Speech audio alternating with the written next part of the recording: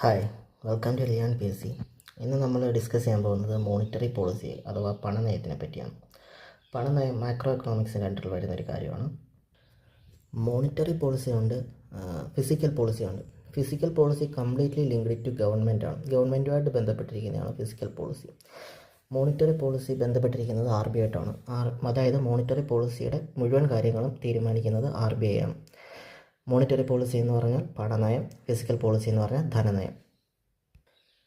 ഈ പണനയം അളക്കാൻ വേണ്ടിയിട്ട് കുറച്ച് ഇൻസ്ട്രുമെൻറ്റ്സ് നമ്മൾ യൂസ് ചെയ്യുന്നുണ്ട്.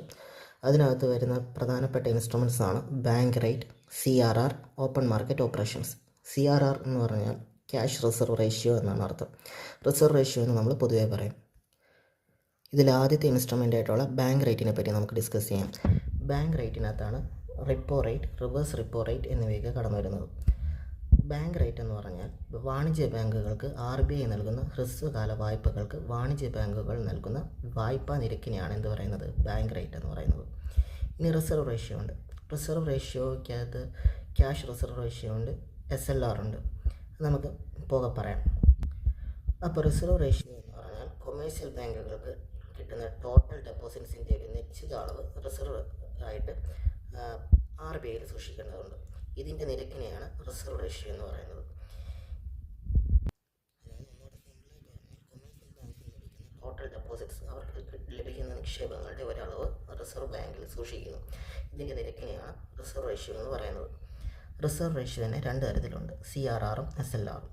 സ്റ്റാറ്റ്യൂട്ടറി ലിക്വിഡിറ്റി റേഷ്യോ ആണ് SLR. അതായത് ഗോൾഡ്, സെക്യൂരിറ്റീസ് അതുപോലത്തെ കാര്യങ്ങളൊക്കെ വരുന്ന SLRലാണ്. ക്യാഷ് റിസർവ് റേഷ്യോ ആണ് CRR.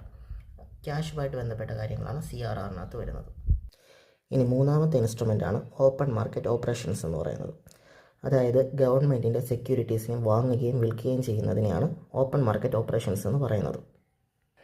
ഇനി ഈ ടോപ്പിക്കിൽ ഏറ്റവും ഇമ്പോർട്ടൻ്റ് ആയിട്ടുള്ള ഒരു ആപ്ലിക്കേഷൻ ലെവൽ ഇൻഫോയാണ്. അതായത് ഇൻഫ്ലേഷൻ, പണപ്പെരുപ്പം വരുമ്പോൾ സമയത്ത് ഈ ഇൻസ്ട്രുമെൻറ്റ്സ് എങ്ങനെയാണ് ആക്ട് ചെയ്യുന്നതെന്ന് നമുക്ക് നോക്കാം.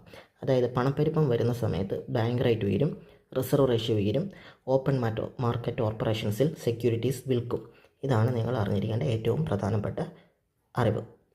അപ്പോൾ ഇന്ന് എക്കണോമിക്സിലെ മോണിറ്ററി പോളിസിയാണ് നമ്മൾ ഡിസ്കസ് ചെയ്തിരിക്കുന്നത്. ഇഷ്ടപ്പെട്ട എല്ലാവരും ലൈക്ക് ചെയ്യണം, സബ്സ്ക്രൈബും ചെയ്യണം.